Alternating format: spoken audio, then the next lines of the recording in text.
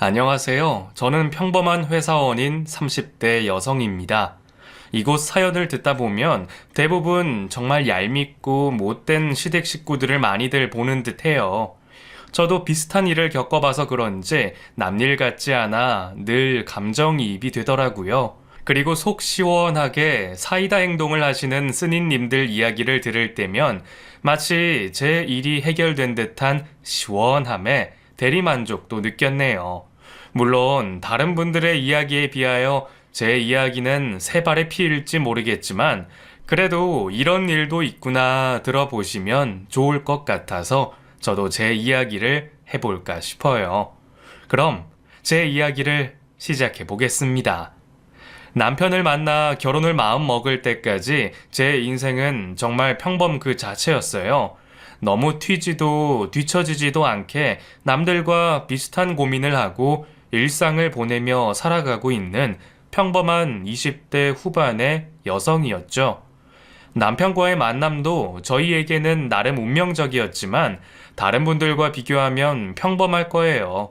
같은 회사에서 근무하고 있던 저와 남편은 근무하는 부서도 다르고 층도 다르다 보니 처음에는 서로의 존재도 모르고 지내고 있었어요. 그러다 제가 회사 업무로 스트레스가 많아지다 보니 건강이 안 좋다는 신호가 하나 둘씩 오기 시작했어요. 스트레스 때문인지 살이 찌기 시작하고 어느 날 전신에 두드러기가 나거나 원형 탈모가 생기는 것처럼 몸 이곳저곳에서 적신호가 켜지기 시작했어요. 저는 우연히 회사 내 커뮤니티를 보다가 우리 회사에 사내 마라톤 모임이 있다는 걸 알게 됐습니다. 저는 그날 이후로 그 모임에 참가하기 시작했어요. 그리고 그곳에서 남편을 처음 만나게 됐죠. 다들 같은 회사에 인원들도 적지 않은 모임이라 처음에는 서로에게 강한 인상을 느끼지 못했어요.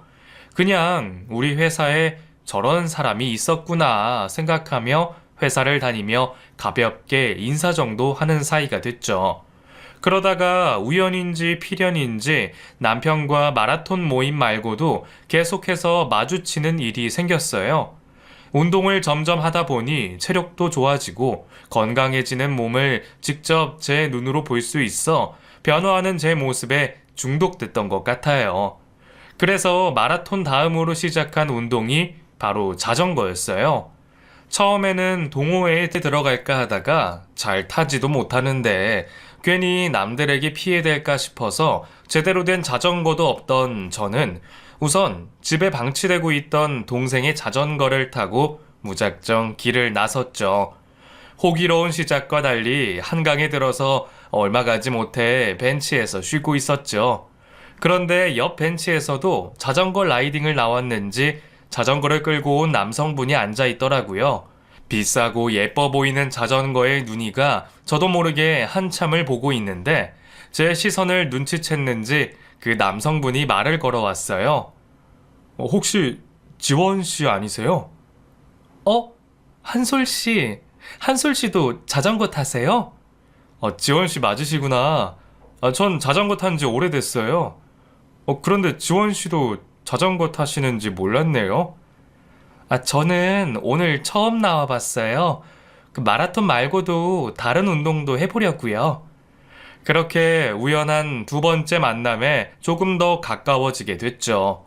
하지만 그때까지도 더 가깝게 지낼 생각은 하지 못하고 운동을 같이 하는 회사 동료 정도로 생각하고 있었는데 서로 신랑 친구로 참석하게 된 결혼식에서 또 마주치게 된 거예요. 그제서야 우리는 서로 동갑내기인 것도 알게 됐고 자연스럽게 개인적으로도 연락하며 지내는 사이가 됐습니다.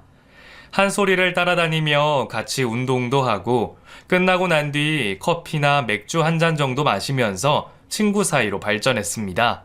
그러면서 저는 여러 운동을 다 잘하는 한솔이에게 매력을 느끼게 됐습니다. 동갑내기에 몸도 좋고 말도 잘 통하는 한솔이는 사실 누가 봐도 괜찮은 남자였어요. 그런 사람을 회사 내에서 밖에서 자주 보다 보니 저도 언제부터인지 모르게 자연스럽게 한솔이를 좋아하게 된 것 같아요. 처음에는 친구 사이에 호감으로 착각하던 저도 뒤늦게 제 마음을 알고 나서 혹여 누구에게 뺏길까 당장 한솔이에게 고백을 하기로 결정했죠. 한솔아, 이번 주 토요일에는 시간 어때? 이번 주 라이딩 가려고 했는데 우리 아침 일찍 만나서 파주 쪽으로 갔다 올래? 아니, 운동 말고 그냥 데이트하지 않을래? 데이트? 갑자기 무슨 데이트? 그냥 다른 사람들처럼 데이트하자고. 그래, 그러자. 한솔이도 저와 같은 감정을 가지고 있었는지 우리는 그 주 데이트를 했고 그날 이후 서로의 마음을 확인하고 연인으로 발전되어 사귀게 됐습니다. 운동을 하면서도 느꼈었지만 한솔이는 매너가 정말 좋았어요.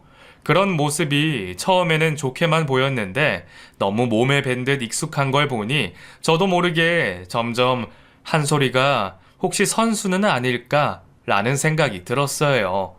몸도 성격도 좋고 거기다 저도 놓치는 부분까지 배려를 해주니 이런 매너는 여자를 얼마나 많이 만나고서야 몸에 익힌 걸까 싶어서 질투를 하기도 했죠. 우리 자기는 여자를 얼마나 만났길래 이렇게 매너까지 좋은 거야?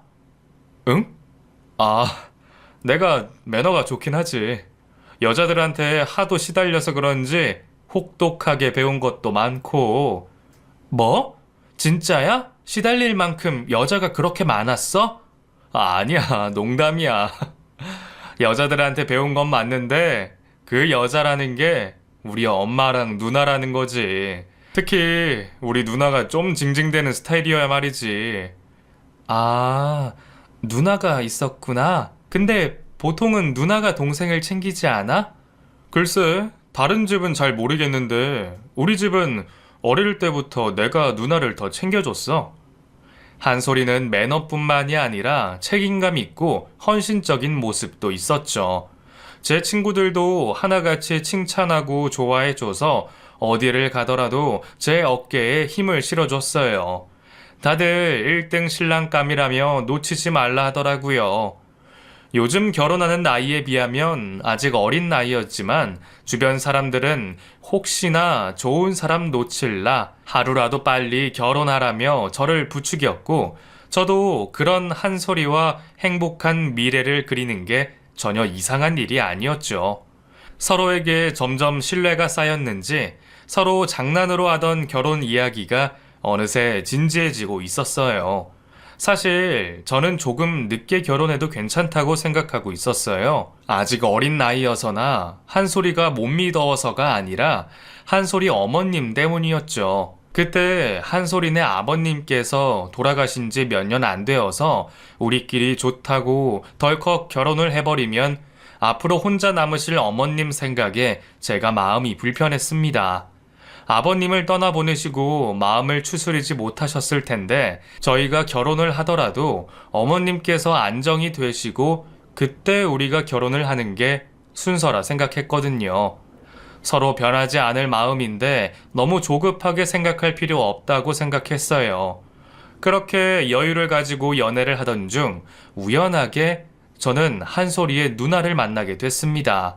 그날도 평소와 같이 데이트를 즐기고 저녁을 먹으러 가는 중이었는데 마침 지나가던 한솔이의 누나와 갑작스럽게 만나게 된 거예요. 누님은 저를 만나 반갑다며 저녁 식사를 같이 하자는 거절할 수 없는 제의를 하셨죠. 한솔아, 데이트하고 있었구나. 누나한테 여자친구 소개 안 시켜줘? 안녕하세요. 처음 뵙겠습니다. 한솔이 여자친구 이지원이라고 합니다. 어머, 우리 한솔이가 누굴 만나나 궁금했는데 이제야 얼굴을 보게 되네. 반가워. 나 한솔이 누나 정한희라고 해. 우리 이렇게 만난 것도 인연인데 저녁이나 같이 먹자. 누나, 갑자기 만나서 오늘은 좀 그렇고 다음에 정식으로 인사하는 자리 내가 만들게. 오늘은 그냥 가.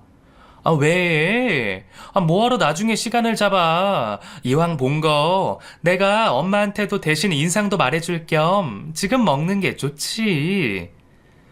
지원이 생각도 좀 해줘야지. 갑자기 만나서 당황스러울 텐데. 여자는 여자가 봐야 알지. 내가 지원이가 궁금해서 그래. 지원아, 괜찮지? 네, 전 괜찮아요. 한솔아, 나 괜찮아. 사실 한솔이 누님은 첫인상부터 심상치 않았어요. 물론 저보다 나이도 많고 동생의 여자친구라 편하게 해주려 쉽게 이야기한 것일 수도 있지만 말 한마디 한마디가 저를 견제한다고 할까?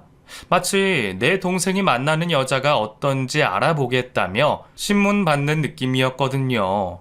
아니나 다를까 그렇게 이어진 식사 자리에서 저는 그날 먹은 밥이 체하지 않은 게 용할 정도로 호구 조사를 당해야 했습니다. 그럼 동갑의 같은 회사라는 거지? 그러면 가족 관계는 어떻게 돼? 아버지랑 어머니 그리고 남동생 한 명 있어요. 다행이다. 우리 한솔이랑 결혼하더라도 처갓집 등살은 없겠네. 부모님 사시는 곳은? 아, 서울에 그쪽에 살고 계셔요. 어? 거기 그 아파트 있는데? 아, 아니요. 저희는 그냥 빌라에 살고 있어요. 아, 그래?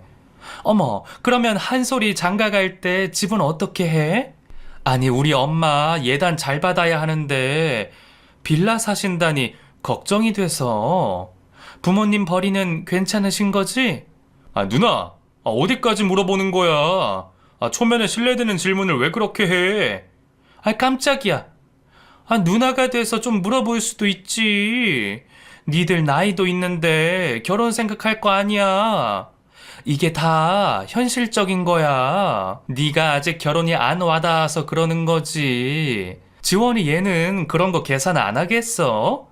지원아, 너도 이해하지? 너도 남동생이 있다며. 아, 네. 그렇죠. 그건 됐고. 그럼 지원이 너 연차가 어느 정도 됐다고 했지? 연봉 협상은 잘 했니? 월급은 어느 정도 나와? 누나, 정말 왜 그래? 한솔이의 만류와 부탁에도 누님의 호구 조사들은 식사가 끝날 때까지 이어졌어요. 2시간이 넘게 그런 자리에 있다 보니 당황스럽고 불쾌한 기분보다 사람 몸에 진이 다 빠져 정신이 없더라고요. 헤어지는 순간까지 저에게 무슨 그리 궁금한 게 많은지 한솔이가 겨우 돌려보낸 뒤에야 끝날 수 있었습니다. 정말 몇 분 동안은 한솔이 누나의 환청이 들릴 정도였어요. 한솔이가 미안하다며 대신 사과했죠. 미안, 누나가 좀 저래. 말도 많고 막무가내라 다른 사람 기분 신경을 잘 안 쓰고 자기 하고 싶은 거 하고 싶은 말 다 하는 성격이라. 오늘 진짜 미안해. 고생했어. 정말 2시간 동안 무슨 일이 있었는지 모르겠어. 내가 밥은 뭘 먹었는지도 모르겠고 마치 뭐에 홀린 것 같고. 정말 미안해. 피곤할 텐데 오늘은 빨리 들어가서 쉬어. 데려다 줄게. 이전까지 한솔이와 만나면서 단 하나의 걱정도 없었는데 갑자기 등장한 한솔이 누나로 저는 엄청나게 큰 고민이 생긴 듯 했습니다. 하지만 그 일도 시간이 지나면서 점차 지워지기는 했어요. 그렇게 우리는 서로 변하지 않은 모습으로 또 한 계절을 보냈습니다. 그리고 드디어 본격적으로 결혼 준비를 하게 됐죠. 저희 부모님은 제 이야기 때문인지 한솔이를 엄청 보고 싶어 하셨고 결혼에 대해서도 항상 오케이셨어요. 그리고 한솔이 어머님께서도 자신 때문에 한솔이가 결혼을 미루고 있다고 생각하셨는지 먼저 결혼 계획을 전제로 저를 만나자 하셨죠. 처음에는 어머님의 그런 제안이 반갑기만 했습니다. 그러다 문득 한솔이 누나와 만났던 기억이 떠오르면서 조금씩 불안해지기 시작했죠. 우리 엄마는 진짜 무던해서 걱정하지 마. 다른 시어머니들이 어떤지는 모르겠지만 아마 며느리들이 바라는 그런 시어머니 상일걸? 근데 혹시 어머님이 누나분이랑 성격이 비슷하지는 않으시지? 너 우리 엄마가 누나랑 성격 비슷할까봐 걱정했구나. 아니야. 우리 집에 그런 성격은 누나 한 명이야. 그런 사람이 둘이면 내가 못 살지.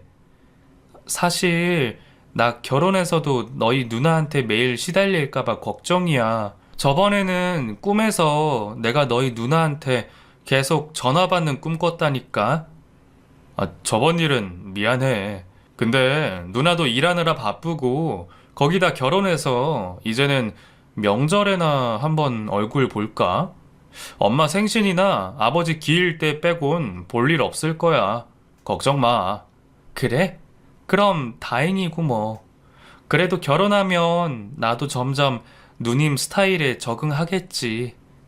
어차피 둘 다 결혼하여 자주 볼 일 없을 거라는 한 소리 얘기에 저는 조금 안심이 됐어요. 저도 회사 다녀보니 일과 가정 둘 다를 챙기는 게 쉽지 않다는 걸 알았고, 결혼으로 시댁까지 있으신 분이니 한 소리 말처럼 1년에 몇 번이나 마주칠까 하고 말이죠. 그리고 처음에야 몰라서 당황했지, 점점 만나다 보면 정신없는 그 대화법도 익숙해질 거라 생각했습니다. 그렇게 불안감과 안도감을 동시에 품고 인사를 드리러 간 어머님 댁에서 저는 전혀 예상하지 못한 대환영을 받게 됐어요. 어머님 안녕하세요. 인사가 늦어서 죄송합니다. 이지원이라고 합니다. 아이고 무겁겠다. 왜 이런 걸 사왔어? 여기까지 들고 오려면 그게 다 고생인데. 다음부터는 그냥 와도 돼요. 먼 길 와준 것도 고마운 거지. 엄마, 내가 갖다 놓을게. 아니야. 지원이랑 방에 들어가 있어. 엄마 신경 쓰지 말고 밥 준비할 테니까 둘이 방에서 놀고 있어. 제가 현관문을 열자마자 고생해서 가지고 왔다며 양손에 있는 선물을 들고 가시고 따뜻한 방으로 들어가라 하셨어요. 제가 긴장한 모습으로 거실이나 주방에 있을 줄 예상했는데 어머님 덕분에 저는 따뜻한 방에서 편하게 몸만 녹이고 있었죠. 그래도 잘 보이고 싶은 마음에 첫 방문이지만 제가 좀 도와야겠다 싶어 주방으로 나갔습니다. 어머니, 제가 도와드릴게요. 처음 와서 긴장하고 피곤할 텐데 그냥 방에 누워 쉬고 있으렴. 밥 다 되면 한 소리 통해서 부를 테니까 신경 쓰지 마라. 괜찮아요. 저보단 한솔 씨가 더 피곤하죠. 운전도 하고 왔고. 전 괜찮으니까 어머님이 시켜주시는 대로 도와드릴게요. 아니야. 나중에 올라갈 때 피곤하다. 회사 일도 하면서 쉴 틈이 어디 있었겠어. 아휴, 전 그러면 여기 앉아서 말동무나 되어주면 내가 고맙지. 오히려 저를 어려워하시는 어머님께서는 식사 중에도 앉아 이야기를 할 때도 혹시 제가 불편하진 않은지 한솔이에게 계속해서 물으시면서 지원이 불편하지 않게 네가 알아서 해줘라. 알았지? 라는 말을 몇 번이고 하셨습니다. 어디에서도 받아보지 못한 극진한 대접에 오히려 제가 더 어머님께 애살 있게 다가가야겠다 싶었어요. 그리고 저희가 올라갈 때까지 아들 한솔이보다 저를 끔찍하게도 아껴주시는 모습에 어머님께 정말 잘해야겠다고 생각하게 됐죠. 그래서 그날 이후로 어머님이 부담스러워하지 않게 매일 안부 문자를 시작으로 나중에는 따로 찾아가 데이트를 할 정도로 어머니와 가깝게 지냈습니다. 평탄할 것만 같은 결혼 생활을 기대하며 행복에 부풀어 결혼식을 올리게 됐죠. 물론 변하지 않는 형님 때문에 가끔 힘들긴 했지만 남편 말처럼 자주 보는 사이도 아니었기 때문에 딱히 큰 걱정이 없었어요. 그렇게 행복한 신혼을 보내고 있을 때였어요. 돌아오는 주말을 맞아 남편과 저는 여행을 갈 채비를 하고 있었죠. 같이 반차를 쓰고 금요일부터 해서 일요일까지 가까운 강릉으로 갈 생각이었어요. 한참 같이 머무를 숙소를 고르고 있는데 남편에게 형님 전화가 오는 겁니다. 대체 무슨 얘기였는지 한참 동안 통화를 하고 온 남편의 얼굴이 급격하게 어두웠어요. 형님 무슨 일 있으시대? 아, 누나, 아무래도 이혼할 것 같아. 무슨 말이야? 갑자기 왜 이혼을 하신다는 거야? 모르겠어. 통화로 자기 이야기만 하는데 내가 알아듣게 말해야 말이지.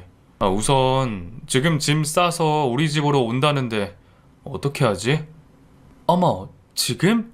밥을 해놔야 되나? 하긴 밥 드실 기분은 아니시겠지? 당장 짐을 싸서 나오는 형님은 갈 곳이 없다며 저희 집으로 오시겠다고 하셨죠. 어머님이 지방에 계시기도 하고 달리 머물 곳도 없으시니 저희 집으로 오시는 걸 이해했습니다. 그렇다고 어머님에게 이혼 소식을 어떻게 알리겠어요? 형님 오셨어요? 근데 이혼이라니 대체 무슨 일이세요? 아, 진짜 내가 그 인간이랑 더는 못 살겠어. 자기도 놀 거 다 놀면서 말이야. 내가 뭘 했다고 무슨 이혼을 하자고 그러지? 참나. 내가 그러면 빌 줄 알았나 보지? 무슨 일인데 누나. 매형이 왜 갑자기 이혼을 하자고 해? 몰라. 니네는 알 거 없어. 근데 지원아, 내가 온다 그랬는데 밥을 안 해놨니? 너는 센스가 없니? 화를 내서 그런지 너무 배고프다. 나 빨리 밥 좀 줘. 쳐들어 오듯이 온 시누이는 오자마자 알아들을 수 없는 이야기를 늘어놓으며 제대로 설명은 해주지도 않고 맡겨놓은 것처럼 당장 식사를 내놓으라고 요구했어요. 이혼한다는 얘기에 걱정되기도 했고 저도 정신이 없어서 우선은 시누이 밥상을 먼저 차려줬습니다. 식사를 마치고 좀 안정되어 보이길래 제가 조심스럽게 물어봤어요. 형님, 그래서 대체 무슨 일이세요? 정말 이혼하시게요? 그냥 다투셔서 홧김에 말씀하신 거죠? 몰라. 내가 이혼하자 그러니? 그 인간이 이혼하자는데? 그런데 너는 지금 불난 집에 부채질하니? 가만히 있어도 모자랄 걸 옆에서 왜 이렇게 쫑알쫑알 거리는 거야? 아, 죄송해요. 걱정돼서. 누나, 왜 괜히 지원이한테 화를 내? 누나야말로 이혼한다고 남의 집 쳐들어왔으면 설명이나 제대로 해야지.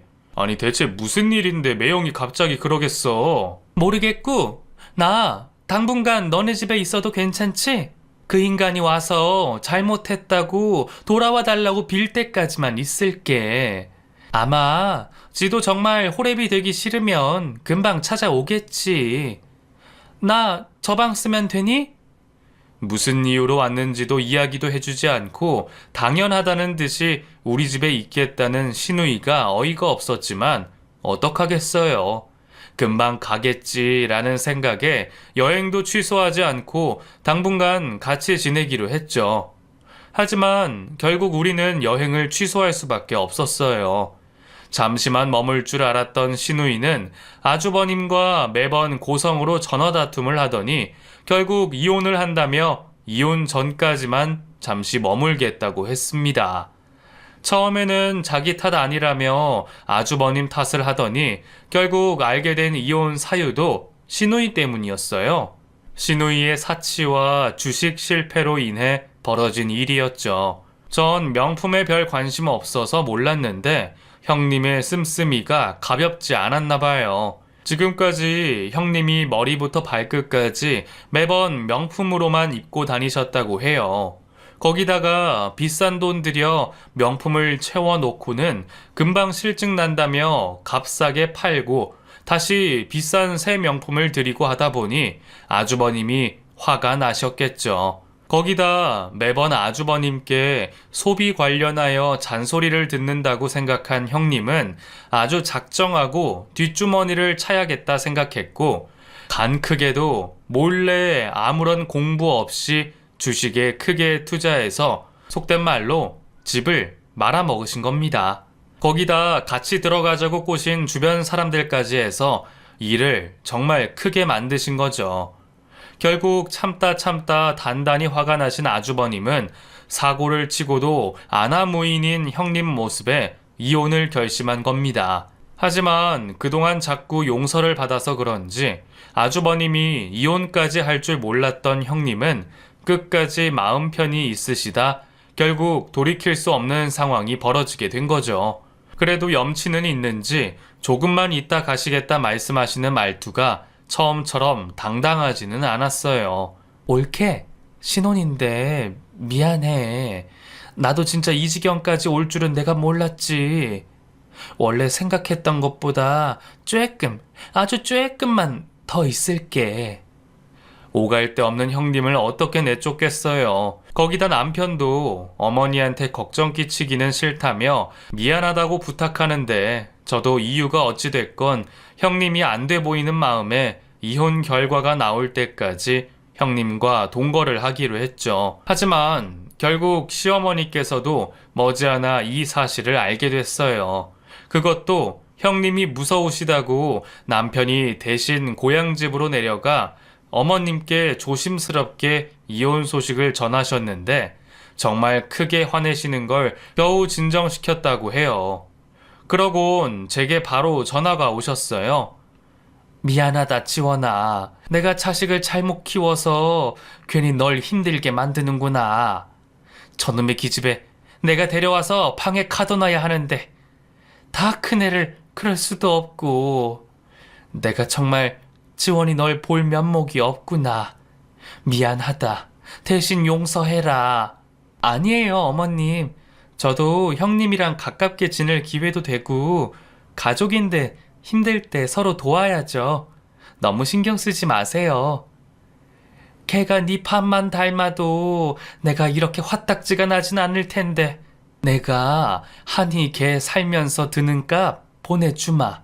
안 받는다고 하지 말고 오히려 더 주지 못해서 미안하구나. 통장에 온 돈을 다시 보내드리고 하는데도 어머님께선 굳이 제 통장으로 돈을 보내셨어요. 둘이서 사는 생활에 한 명 더 늘어 얼마나 더 들겠어요. 그런데도 어머님께서는 미안하신지 저희 생활비보다 더 큰 돈을 저에게 보내셨습니다. 결국 나중에 돌려드릴 생각으로 받게 됐어요. 어머님이 제 고생을 알아주시니 이왕 이렇게 된 거 이번 기회로 형님과 잘 지내보려 했습니다. 그런데 그런 제 기대와 결심은 하루도 안 돼서 깨지고 말았어요. 옳게 일어나. 해가 중천이야. 어머 깜짝이야. 형님 무슨 일이세요? 얼른 밥 좀 해라. 나 오늘 일찍 출근하니까 나 씻고 준비하는 동안 밥 준비 좀 해줘. 너는 회사 다니는 애가 왜 이렇게 늦게까지 자니? 일찍 좀 일어나. 아무리 동생네라고 하지만 부부가 자는 방의 문을 벌컥 열어서는 저에게 밥을 차리라고 하는 겁니다. 거기다 해가 중천이라 했지만 아직 7시도 안 됐어요. 하필 형님 지내실 방을 비워드린다고 집 정리를 하는 바람에 새벽 2시가 넘어서야 잠자리에 들었는데 말이죠. 그렇게 첫날 기대가 와장창 무너지고 돌아가면 만날 형님 생각에 저는 처음으로 집으로 가는 길이 무거웠습니다. 게다가 하필 남편은 회식이 잡혀 늦게 들어온다는데 제가 형님을 독대해야 한다는 생각에 핑계를 대고 늦게 들어갈까 생각했죠. 하지만 그것마저도 무슨 꼬투리가 잡힐까 싶어 퇴근 후 곧바로 집으로 향했는데 집이 난리가 난 거예요. 현관문을 들어가자마자 알코올 냄새가 코를 찌르고 귀가 아플 정도로 시끄럽고 인터폰까지 오고 있었어요. 거실을 봤더니 형님 지인들인지 처음 본 사람들이 제 집에서 술판을 벌이고 있더라고요. 다들 여기 봐, 여기 우리 동생 와이프 이 집 주인이야. 다들 박수. 잘 보여야 돼. 안 그러면 자기네 집이라고 또 얼마나 나한테 눈치 주겠어. 다들 올케에게 술 한잔 발사. 형님, 이게 다 무슨 일이에요? 아, 내 친구들이야. 내가 이혼당한다니까 다들 와서 내 위로해준다고 그러는 거야. 너무 고맙지. 올케도 같이 먹자. 자, 앉아. 잠시만요. 전 인터폰 좀 받고요. 당연히 주위 집들에서 시끄럽다고 항의가 와 관리사무소에서 연락이 왔고 제가 사정을 해 밖으로 시누이와 시누 친구들을 모시고 나와서야 그 소동은 멈출 수 있었습니다. 손님들을 다른 곳으로 보내고 겨우 들어온 집은 정말 전쟁통 저리 가라였어요. 형님은 손님들 가버려서 흥이 깨졌다며 들어가 주무시고 저는 남편도 없이 그 난장판을 혼자 정리해야 했죠. 형님은 다음날 술에 취해서 실수한 거라며 저에게 사과는 하긴 했지만 그게 빈말이었는지 뒤로도 문제는 계속됐죠. 다들 반찬을 어떻게 드시는지 모르겠지만 저희 부부는 회사 생활로 밖에서 해결하는 경우가 많다 보니 집에서 밥을 잘 먹지도 않고 조금씩 자주 해서 상하지 않게 반찬 그릇에 덜어 먹어요. 그래서 저희 먹던 대로 평소처럼 반찬을 덜어 먹고 있는데 신우가 그걸 가지고 또 한 소리 하는 겁니다. 옳게, 지금 일부러 반찬 조금씩 놓는 거야? 얹혀 사는 객식구 눈치 주려고? 네? 아니요. 저희는 상하지 말라고 항상 덜어 먹어요. 모자라시면 반찬 좀 더 담을까요? 아닌 것 같은데? 일부러 나보고 밥 축내지 말라고 그러는 거잖아. 아니에요. 형님, 왜 그렇게 생각하세요? 남편이 저와 똑같이 설명을 하고 나서 식사는 할 수 있었지만 형님이 저를 보는 의심의 눈빛은 계속됐죠. 그리고 이런 일도 있었어요. 요즘에는 가전제품들이 잘 나오잖아요. 로봇 청소기, 건조기, 식기세척기, 공기청정기, 이 모두가 주부들을 돕기 위해서 나온 제품인데다가 저는 회사 일로 바쁘다 보니 자주 사용하는 편이었어요. 근데 형님은 그게 불만이셨나 봐요. 올케는 너무 살림을 대충 한다. 정성이 없어. 아무리 밖에서 돈 번다고 하지만 돈 좀 번다고 유세 떠는 것도 아니고 전기세 좀 아끼지 그래? 이거 전기세 많이 드는 제품도 아니고요. 둘이 맞벌이라 시간이 없어서요. 매번 뭐 아니고요. 그렇고요. 으이구, 올케는 잘나서 좋겠어? 질문에 이러이렇다고 답변하는 걸 제가 잘난 척하는 것 마냥 대놓고 비아냥거리더군요. 그것뿐만 아니라 남편 밥 먹이는 것부터 요리 방법, 저희 운동 다니는 비용이며 정말 집안 모든 것을 가지고 꼬투리를 잡았습니다. 시어머니도 안 하시는 시집살이를 시키는 거였죠. 참다 못해 화를 낼까, 조목조목 따져볼까 하다가도 시어머님이 걱정하시며 주시는 전화, 문자 한 통에 저도 언제 그랬냐는 듯 마음이 풀렸죠. 어머님 따님이라는 생각을 하니 나쁜 소리를 못하겠더라고요. 그러다 제가 결국 한 소리를 하게 되는 일이 생겼어요. 저는 외모에 크게 투자를 하지 않다 보니 30이 넘어서도 명품백, 비싼 옷 한 벌이 없었어요. 그러다 남편이 신혼여행 때 결혼기념이라며 명품백 하나를 선물해 줬는데 그게 제가 가진 유일한 명품이었어요. 그때도 가격표를 보고 당장에 환불하고 싶었는데 남편이 말리는 바람에 평생 쓰겠다는 마음으로 아껴 쓰기로 했어요. 명품 가방은 돈 준 만큼 한다고 나중에 딸이나 며느리한테 물려준다고 하길래 저도 나중에 며느리나 딸한테 아껴주려고 정말 특별한 날에만 쓰고 고이 아껴놓는 물건이었죠. 그리고 명품은 아니었지만 엄마가 저에게 선물해준 외할머니의 얇은 금 실가락지도 제가 아끼는 물건 중 하나였어요. 워낙 아끼느라 잘 쓰지도 않고 항상 모셔두듯 보관하여 넣어놓는 물건이라 평소에는 잘 살펴보지도 않았어요. 그런데 그 귀한 것들이 언제 없어졌는지도 모르게 다 없어진 겁니다. 의심할 사람이 누구겠어요. 저는 곧바로 시누이의 방으로 가 뒤지기 시작했죠. 반지는 화장품 옆 드라이기통에 버려진 듯 있었는데 남편이 선물한 명품백은 보이지 않았어요. 시누이가 퇴근하고 오자마자 제가 따져 물었습니다. 형님, 제 가방 어디 있어요? 가방? 아, 그거 내가 잠깐 내 친구 빌려줬어. 걔가 내가 한 거 보더니 자기 딸 학교에 가져간다고 해서. 고마워, 올케. 내가 빌려준 값은 줄게. 도대체 왜 그러세요? 허락도 없이 남의 물건 자기 물건 마냥 쓰시고, 심지어 남한테 빌려주시면서 제 허락은 받으셨어요? 올케, 백 하나 가지고 너무한 거 아니야? 나도 백 많이 있어봤지만 그거 얼마 하지도 않잖아. 뭐 얼마나 대단한 거라고 이 야단이야. 내가 진짜 더러워서 참. 그깟 거 내가 나중에 하나 사줄게. 돈이 문제예요. 그거 남편이 저한테 처음으로 사준 백이라 저한테는 소중한 거라고요. 그리고 이 실반지는요. 이것도 저희 외할머니 하시던 걸 저희 엄마가 저한테 물려주신 거예요. 아무리 마이 동풍이라도 정도껏 하셔야죠. 뭐? 너 시누이가 우습게 보이니? 아, 아니구나. 내가 이혼당해서 오갈 곳 없는 시누이라서 이렇게 개무시를 하는구나. 내가 이혼당했다고 밑에 사람한테 무시당해도 되는 거야? 왜 욕이라도 하지 그래? 내가 진짜 서러우시다고요? 형님은 여태 마음대로 하셔놓고 서러운 게 뭐가 있으세요? 누가 정말 서럽고 무시당하는데요? 뭐야, 지원아, 무슨 일이야?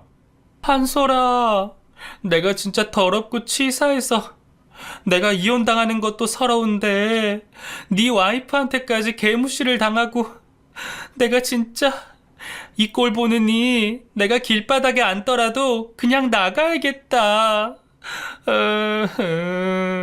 울고 싶은 건 전데 형님은 자기가 피해를 당한 것 마냥 정말 집 떠나갈 정도로 울더군요.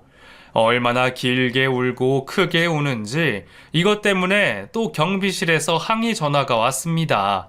상황 설명을 듣지 않아도 예상이 되는 모습에 남편도 우선은 누나를 달래기 시작했어요. 어차피 잘잘못 따져봤자 형님이 이해할 리 만무하고 오히려 더 크게 울거나 다툼이 벌어질 테니 말이죠. 결국 또 제가 남편에게 대신 사과를 받고 그 일을 덮기로 했습니다. 그 일 뒤로 며칠 정도는 조용했고 그 사이 이혼 조정 기간이 끝나 결국 형님은 아주버님과 이혼을 하게 됐어요. 합의 이혼이다 보니 이전에 재산 분할을 가지고도 두 분이 합의를 한 상황이라 드디어 시누이의 독립과 동시에 저도 해방되는 상황이었죠. 며칠만 시누이의 비위를 맞춰주면 된다는 희망으로 지내고 있는데 왜 그러는지 형님이 2주가 넘게 집을 보러 다니지 않는 겁니다. 남편도 그런 누나의 모습에 참다 못해 물어보니 황당한 대답이 돌아왔어요. 누나, 이제 집 알아보러 다녀야 하지 않겠어? 언제까지 같이 살 수는 없잖아.